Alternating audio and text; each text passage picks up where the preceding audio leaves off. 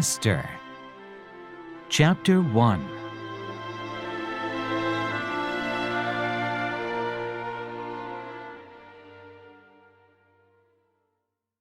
Queen Vashti deposed. This is what happened during the time of Xerxes, the Xerxes who ruled over 127 provinces stretching from India to Cush. At that time, King Xerxes reigned from his royal throne in the citadel of Susa, and in the 3rd year of his reign he gave a banquet for all his nobles and officials, the military leaders of Persia and Media. The princes and the nobles of the provinces were present. For a full 180 days he displayed the vast wealth of his kingdom and the splendor and glory of his majesty. When these days were over, the king gave a banquet lasting 7 days in the enclosed garden of the king's palace for all the people, from the least to the greatest, who were in the citadel of Susa. The garden had hangings of white and blue linen fastened with cords of white linen and purple material to silver rings on marble pillars. There were couches of gold and silver on a mosaic pavement of porphyry, marble, mother of pearl, and other costly stones. Wine was served in goblets of gold, each one different from the other, and the royal wine was abundant, in keeping with the king's liberality. By the king's command, each guest was allowed to drink in his own way, for the king instructed all the wine stewards to serve each man what he wished. Queen Vashti also gave a banquet for the women in the royal palace of King Xerxes. On the 7th day, when King Xerxes was in high spirits from wine, he commanded the 7 eunuchs who served him, Mehuman, Biztha, Harbona, Bigtha, Abagatha, Zethar, and Carcass, to bring before him Queen Vashti, wearing her royal crown, in order to display her beauty unto the people and nobles, for she was lovely to look at. But when the attendants delivered the king's command, Queen Vashti refused to come. Then the king became furious and burned with anger. Since it was customary for the king to consult experts in matters of law and justice, he spoke with the wise men who understood the times and were closest to the king: Kershina, Shethar, Admatha, Tarshish, Meres, Mersena, and Memucan, the 7 nobles of Persia and Media, who had special access to the king and were highest in the kingdom. According to law, what must be done to Queen Vashti? He asked. She has not obeyed the command of King Xerxes that the eunuchs have taken to her. Then Memucan replied in the presence of the king and the nobles, Queen Vashti has done wrong, not only against the king, but also against all the nobles and the peoples of all the provinces of King Xerxes. For the queen's conduct will become known to all the women, and so they will despise their husbands and say, King Xerxes commanded Queen Vashti to be brought before him, but she would not come. This very day the Persian and Median women of the nobility who have heard about the queen's conduct will respond to all the king's nobles in the same way. There will be no end of disrespect and discord. Therefore, if it pleases the king, let him issue a royal decree, and let it be written in the laws of Persia and Media, which cannot be repealed, that Vashti is never again to enter the presence of King Xerxes. Also, let the king give her royal position to someone else who is better than she. Then when the king's edict is proclaimed throughout all this vast realm, all the women will respect their husbands, from the least to the greatest. The king and his nobles were pleased with this advice, so the king did as Memucan proposed. He sent dispatches to all parts of the kingdom, to each province in its own script, and to each people in its own language, proclaiming in each people's tongue that every man should be ruler over his own household.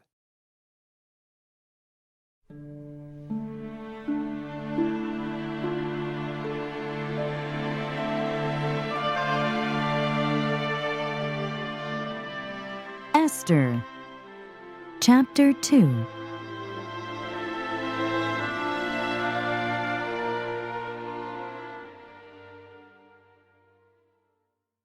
Esther made queen.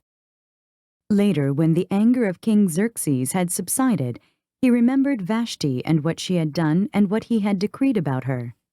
Then the king's personal attendants proposed, Let a search be made for beautiful young virgins for the king. Let the king appoint commissioners in every province of his realm to bring all these beautiful girls into the harem at the citadel of Susa. Let them be placed under the care of Hegai, the king's eunuch, who is in charge of the women, and let beauty treatments be given to them. Then let the girl who pleases the king be queen instead of Vashti." This advice appealed to the king, and he followed it. Now there was in the citadel of Susa a Jew of the tribe of Benjamin, named Mordecai, son of Jair, the son of Shimei, the son of Kish, who had been carried into exile from Jerusalem by Nebuchadnezzar, king of Babylon, among those taken captive with Jehoiakim, king of Judah. Mordecai had a cousin named Hadassah, whom he had brought up because she had neither father nor mother. This girl, who was also known as Esther, was lovely in form and features, and Mordecai had taken her as his own daughter when her father and mother died. When the king's order and edict had been proclaimed, many girls were brought to the citadel of Susa and put under the care of Hegai. Esther also was taken to the king's palace and entrusted to Hegai, who had charge of the harem. The girl pleased him and won his favor. Immediately, he provided her with her beauty treatments and special food. He assigned to her 7 maids selected from the king's palace and moved her and her maids into the best place in the harem. Esther had not revealed her nationality and family background because Mordecai had forbidden her to do so. Every day he walked back and forth near the courtyard of the harem to find out how Esther was and what was happening to her. Before a girl's turn came to go into King Xerxes, she had to complete 12 months of beauty treatments prescribed for the women, 6 months with oil of myrrh, and 6 with perfumes and cosmetics. And this is how she would go to the king. Anything she wanted was given her to take with her from the harem to the king's palace. In the evening she would go there, and in the morning return to another part of the harem, to the care of Sheshgaz, the king's eunuch who was in charge of the concubines. She would not return to the king unless he was pleased with her and summoned her by name. When the turn came for Esther, the girl Mordecai had adopted, the daughter of his uncle Abihail, to go to the king, she asked for nothing other than what Hegai, the king's eunuch who was in charge of the harem, suggested. And Esther won the favor of everyone who saw her. She was taken to King Xerxes in the royal residence in the 10th month, the month of Tebeth, in the 7th year of his reign. Now the king was attracted to Esther more than to any of the other women, and she won his favor and approval more than any of the other virgins. So he set a royal crown on her head and made her queen instead of Vashti. And the king gave a great banquet, Esther's banquet, for all his nobles and officials. He proclaimed a holiday throughout the provinces and distributed gifts with royal liberality. Mordecai uncovers a conspiracy. When the virgins were assembled a second time, Mordecai was sitting at the king's gate. But Esther had kept secret her family background and nationality, just as Mordecai had told her to do, for she continued to follow Mordecai's instructions as she had done when he was bringing her up. During the time Mordecai was sitting at the king's gate, Bigthana and Teresh, 2 of the king's officers who guarded the doorway, became angry and conspired to assassinate King Xerxes. But Mordecai found out about the plot and told Queen Esther, who in turn reported it to the king, giving credit to Mordecai. And when the report was investigated and found to be true, the 2 officials were hanged on a gallows. All this was recorded in the book of the Annals in the presence of the king.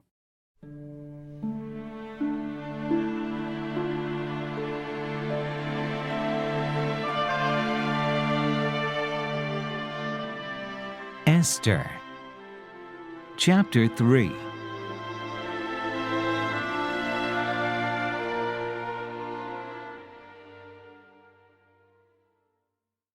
Haman's plot to destroy the Jews. After these events, King Xerxes honored Haman, son of Hammedatha, the Agagite, elevating him and giving him a seat of honor higher than that of all the other nobles. All the royal officials at the king's gate knelt down and paid honor to Haman, for the king had commanded this concerning him, but Mordecai would not kneel down or pay him honor. Then the royal officials at the king's gate asked Mordecai, "Why do you disobey the king's command? Day after day they spoke to him, but he refused to comply. Therefore they told Haman about it, to see whether Mordecai's behavior would be tolerated, for he had told them he was a Jew. When Haman saw that Mordecai would not kneel down or pay him honor, he was enraged. Yet having learned who Mordecai's people were, he scorned the idea of killing only Mordecai. Instead, Haman looked for a way to destroy all Mordecai's people, the Jews, throughout the whole kingdom of Xerxes. In the 12th year of King Xerxes, in the first month, the month of Nisan, they cast the pur, that is, the lot, in the presence of Haman to select a day and month, and the lot fell on the 12th month, the month of Adar. Then Haman said to King Xerxes, "There is a certain people dispersed and scattered among the peoples in all the provinces of your kingdom whose customs are different from those of all other people, and who do not obey the king's laws. It is not in the king's best interest to tolerate them.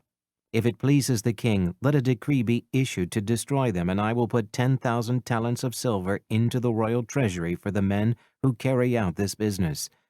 So the king took his signet ring from his finger and gave it to Haman, son of Hammedatha, the Agagite, the enemy of the Jews.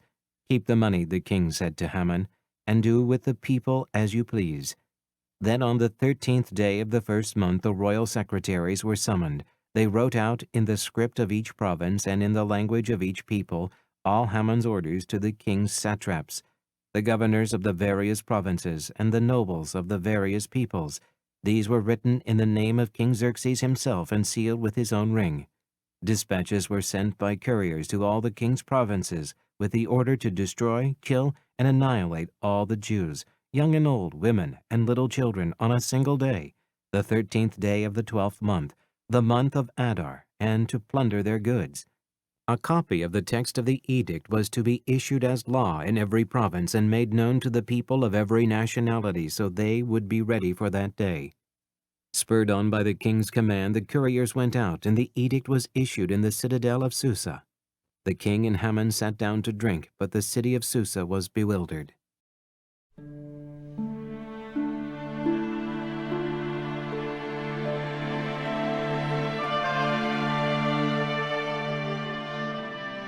Esther Chapter 4.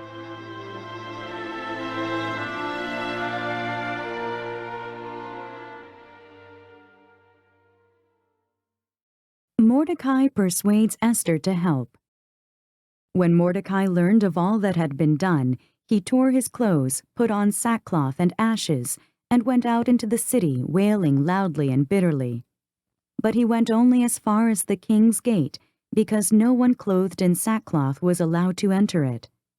In every province to which the edict and order of the king came, there was great mourning among the Jews, with fasting, weeping, and wailing. Many lay in sackcloth and ashes.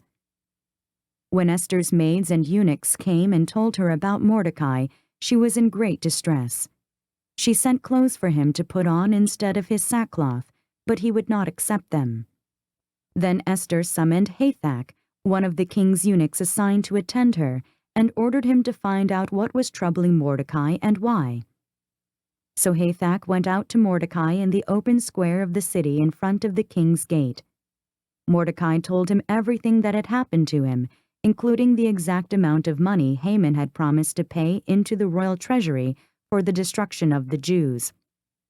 He also gave him a copy of the text of the edict for their annihilation, which had been published in Susa, to show to Esther and explain it to her, and he told him to urge her to go into the king's presence to beg for mercy and plead with him for her people. Hathach went back and reported to Esther what Mordecai had said. Then she instructed him to say to Mordecai, "All the king's officials and the people of the royal provinces know that for any man or woman who approaches the king in the inner court without being summoned, the king has but one law, that he be put to death. The only exception to this is for the king to extend the gold scepter to him and spare his life. But 30 days have passed since I was called to go to the king." When Esther's words were reported to Mordecai, he sent back this answer: "Do not think that because you are in the king's house, you alone of all the Jews will escape. For if you remain silent at this time, relief and deliverance from the Jews will arise from another place, but you and your father's family will perish. And who knows but that you have come to royal position for such a time as this?" Then Esther sent this reply to Mordecai, "Go, gather together all the Jews who are in Susa, and fast for me. Do not eat or drink for 3 days, night or day. I and my maids will fast as you do. When this is done, I will go to the king, even though it is against the law. And if I perish, I perish." So Mordecai went away and carried out all of Esther's instructions.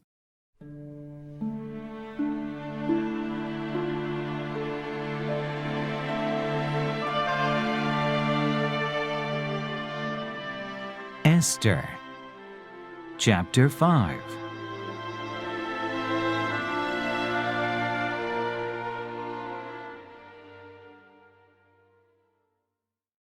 Esther's request to the king. On the third day Esther put on her royal robes and stood in the inner court of the palace in front of the king's hall. The king was sitting on his royal throne in the hall facing the entrance. When he saw Queen Esther standing in the court, he was pleased with her and held out to her the gold scepter that was in his hand. So Esther approached and touched the tip of the scepter. Then the king asked, "What is it, Queen Esther? What is your request? Even up to half the kingdom it will be given you." "If it pleases the king," replied Esther, "let the king together with Haman come today to a banquet I have prepared for him." "Bring Haman at once," the king said, "so that we may do what Esther asks." So the king and Haman went to the banquet Esther had prepared. As they were drinking wine, the king again asked Esther, "Now what is your petition? It will be given you." "And what is your request? Even up to half the kingdom it will be granted." Esther replied, "My petition and my request is this: if the king regards me with favor, and if it pleases the king to grant my petition and fulfill my request, let the king and Haman come tomorrow to the banquet I will prepare for them. Then I will answer the king's question." Haman's rage against Mordecai. Haman went out that day happy and in high spirits, but when he saw Mordecai at the king's gate and observed that he neither rose nor showed fear in his presence, he was filled with rage against Mordecai. Nevertheless, Haman restrained himself and went home. Calling together his friends and Zeresh, his wife, Haman boasted to them about his vast wealth, his many sons, and all the ways the king had honored him, and how he had elevated him above the other nobles and officials. "And that's not all," Haman added. "I am the only person Queen Esther invited to accompany the king to the banquet she gave, and she has invited me along with the king tomorrow. But all this gives me no satisfaction as long as I see that Jew Mordecai sitting at the king's gate." His wife Zeresh and all his friends said to him, "Have a gallows built 75 feet high and ask the king in the morning to have Mordecai hanged on it. Then go with the king to the dinner and be happy." This suggestion delighted Haman, and he had the gallows built.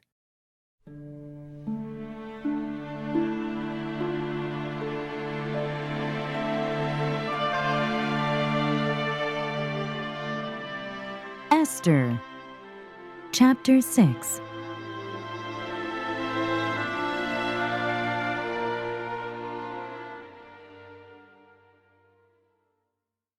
Mordecai honored. That night the king could not sleep, so he ordered the book of the Chronicles, the record of his reign, to be brought in and read to him. It was found recorded there that Mordecai had exposed Bigthana and Teresh, 2 of the king's officers who guarded the doorway, who had conspired to assassinate King Xerxes. "What honor and recognition has Mordecai received for this?" the king asked. "Nothing has been done for him," his attendants answered. The king said, "Who is in the court?" Now Haman had just entered the outer court of the palace to speak to the king about hanging Mordecai on the gallows he had erected for him. His attendants answered, "Haman is standing in the court." "Bring him in," the king ordered. When Haman entered, the king asked him, "What should be done for the man the king delights to honor?" Now Haman thought to himself, "Who is there that the king would rather honor than me?" So he answered the king, "For the man the king delights to honor, have them bring a royal robe the king has worn, and a horse the king has ridden, one with a royal crest placed on his head." Then let the robe and horse be entrusted to one of the king's most noble princes. Let them robe the man the king delights to honor, and lead him on the horse through the city streets, proclaiming before him, 'This is what is done for the man the king delights to honor.'" "Go at once," the king commanded Haman. "Get the robe and the horse, and do just as you have suggested for Mordecai the Jew, who sits at the king's gate. Do not neglect anything you have recommended." So Haman got the robe and the horse. He robed Mordecai and led him on horseback through the city streets, proclaiming before him, "This is what is done for the man the king delights to honor."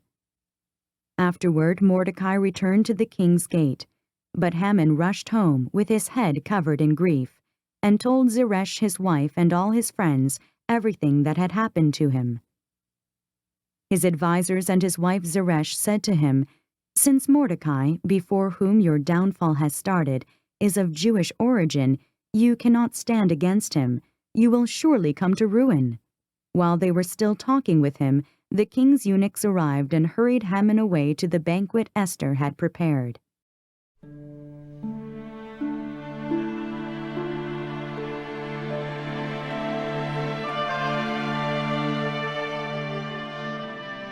Esther Chapter 7.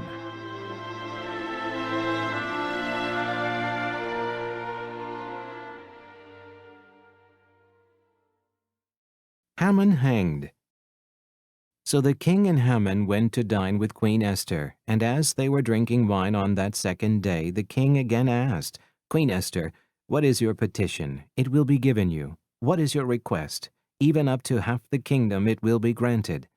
Then Queen Esther answered, "If I have found favor with you, O king, and if it pleases your majesty, grant me my life.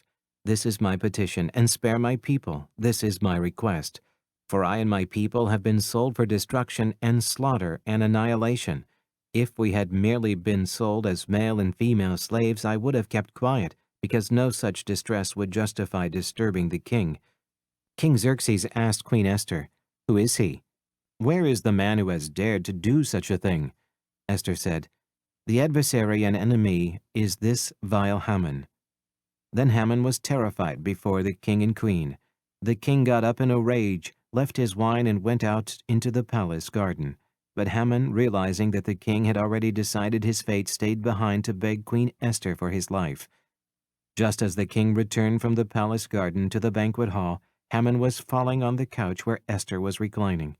The king exclaimed, "Will he even molest the queen while she is with me in the house?" As soon as the word left the king's mouth, they covered Haman's face. Then Harbona, one of the eunuchs attending the king, said, "A gallows 75 feet high stands by Haman's house. He had it made for Mordecai, who spoke up to help the king." The king said, "Hang him on it." So they hanged Haman on the gallows he had prepared for Mordecai. Then the king's fury subsided.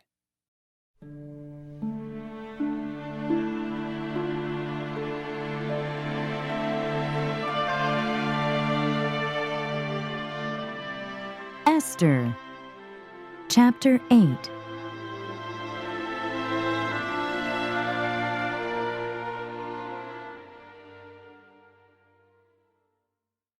The king's edict in behalf of the Jews. That same day King Xerxes gave Queen Esther the estate of Haman, the enemy of the Jews. And Mordecai came into the presence of the king, for Esther had told how he was related to her. The king took off his signet ring, which he had reclaimed from Haman, and presented it to Mordecai. And Esther appointed him over Haman's estate. Esther again pleaded with the king, falling at his feet and weeping. She begged him to put an end to the evil plan of Haman the Agagite, which he had devised against the Jews. Then the king extended the gold scepter to Esther, and she arose and stood before him. "If it pleases the king," she said, "and if he regards me with favor and thinks it the right thing to do, and if he is pleased with me, let an order be written overruling the dispatches that Haman son of Hammedatha the Agagite devised and wrote to destroy the Jews in all the king's provinces. For how can I bear to see disaster fall on my people? How can I bear to see the destruction of my family? King Xerxes replied to Queen Esther and to Mordecai the Jew, "Because Haman attacked the Jews, I have given his estate to Esther, and they have hanged him on the gallows. Now write another decree in the king's name in behalf of the Jews, as seems best to you, and seal it with the king's signet ring, for no document written in the king's name and sealed with his ring can be revoked." At once the royal secretaries were summoned, on the 23rd day of the 3rd month, the month of Sivan. They wrote out all Mordecai's orders to the Jews and to the satraps, governors, and nobles of the 127 provinces stretching from India to Cush. These orders were written in the script of each province and the language of each people, and also to the Jews in their own script and language. Mordecai wrote in the name of King Xerxes, sealed the dispatches with the king's signet ring, and sent them by mounted couriers who rode fast horses especially bred for the king. The king's edict granted the Jews in every city the right to assemble and protect themselves, to destroy, kill, and annihilate any armed force of any nationality or province that might attack them and their women and children, and to plunder the property of their enemies. The day appointed for the Jews to do this in all the provinces of King Xerxes was the 13th day of the 12th month, the month of Adar. A copy of the text of the edict was to be issued as law in every province, and made known to the people of every nationality, so that the Jews would be ready on that day to avenge themselves on their enemies. The couriers, riding the royal horses, raced out, spurred on by the king's command. And the edict was also issued in the citadel of Susa. Mordecai left the king's presence wearing royal garments of blue and white, a large crown of gold, and a purple robe of fine linen. And the city of Susa held a joyous celebration. For the Jews it was a time of happiness and joy, gladness and honor. In every province and in every city, wherever the edict of the king went, there was joy and gladness among the Jews, with feasting and celebrating. And many people of other nationalities became Jews because fear of the Jews had seized them.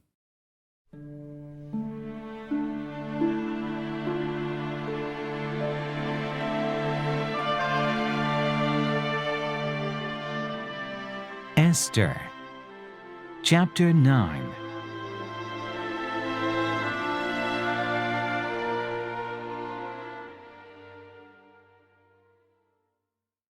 Triumph of the Jews. On the 13th day of the 12th month, the month of Adar, the edict commanded by the king was to be carried out. On this day the enemies of the Jews had hoped to overpower them, but now the tables were turned and the Jews got the upper hand over those who hated them.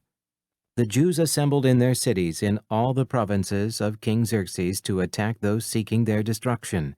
No one could stand against them, because the people of all the other nationalities were afraid of them, and all the nobles of the provinces, the satraps, the governors, and the king's administrators helped the Jews, because fear of Mordecai had seized them. Mordecai was prominent in the palace. His reputation spread throughout the provinces, and he became more and more powerful. The Jews struck down all their enemies with the sword, killing and destroying them, and they did what they pleased to those who hated them. In the citadel of Susa, the Jews killed and destroyed 500 men. They also killed Parshandatha, Dalphon, Asphatha, Poratha, Adalia, Aridatha, Parmashta, Arasai, Aradai, and Vaisatha. The 10 sons of Haman, son of Hammedatha, the enemy of the Jews, but they did not lay their hands on the plunder. The number of those slain in the citadel of Susa was reported to the king that same day. The king said to Queen Esther, "The Jews have killed and destroyed 500 men, and the 10 sons of Haman in the citadel of Susa. What have they done in the rest of the king's provinces? Now, what is your petition? It will be given you. What is your request? It will also be granted." "If it pleases the king," Esther answered, "give the Jews in Susa permission to carry out this day's edict tomorrow also, and let Haman's 10 sons be hanged on gallows." So the king commanded that this be done. An edict was issued in Susa, and they hanged the 10 sons of Haman. The Jews in Susa came together on the 14th day of the month of Adar, and they put to death in Susa 300 men, but they did not lay their hands on the plunder. Meanwhile, the remainder of the Jews who were in the king's provinces also assembled to protect themselves and get relief from their enemies. They killed 75,000 of them, but did not lay their hands on the plunder. This happened on the 13th day of the month of Adar, and on the 14th they rested and made it a day of feasting and joy. Purim celebrated. The Jews in Susa, however, had assembled on the 13th and 14th, and then on the 15th they rested and made it a day of feasting and joy. That is why rural Jews, those living in villages, observe the 14th of the month of Adar as a day of joy and feasting, a day for giving presents to each other. Mordecai recorded these events, and he sent letters to all the Jews throughout the provinces of King Xerxes, near and far, to have them celebrate annually the 14th and 15th days of the month of Adar, as the time when the Jews got relief from their enemies, and as the month when their sorrow was turned into joy and their mourning into a day of celebration. He wrote them to observe the days as days of feasting and joy and give presents of food to one another and gifts to the poor. So the Jews agreed to continue the celebration they had begun, doing what Mordecai had written to them. For Haman, son of Hammedatha, the Agagite, the enemy of all the Jews, had plotted against the Jews to destroy them, and had cast the pur, that is, the lot, for their ruin and destruction. But when the plot came to the king's attention, he issued written orders that the evil scheme Haman had devised against the Jews should come back onto his own head, and that he and his sons should be hanged on the gallows. Therefore these days were called Purim, from the word pure. Because of everything written in this letter, and because of what they had seen and what had happened to them, the Jews took it upon themselves to establish the custom that they and their descendants and all who join them should without fail observe these 2 days every year, in the way prescribed and at the time appointed. These days should be remembered and observed in every generation by every family and in every province and in every city. And these days of Purim should never cease to be celebrated by the Jews, nor should the memory of them die out among their descendants. So Queen Esther, daughter of Abihail, along with Mordecai the Jew, wrote with full authority to confirm the second letter concerning Purim. And Mordecai sent letters to all the Jews in the 127 provinces of the kingdom of Xerxes, words of goodwill and assurance to establish these days of Purim at their designated times as Mordecai the Jew and Queen Esther had decreed for them, and as they had established for themselves and their descendants in regard to their times of fasting and lamentation. Esther's decree confirmed these regulations about Purim, and it was written down in the records.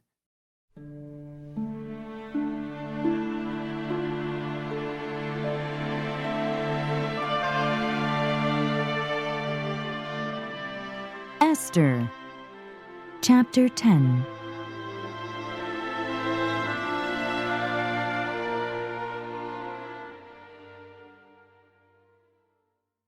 The greatness of Mordecai.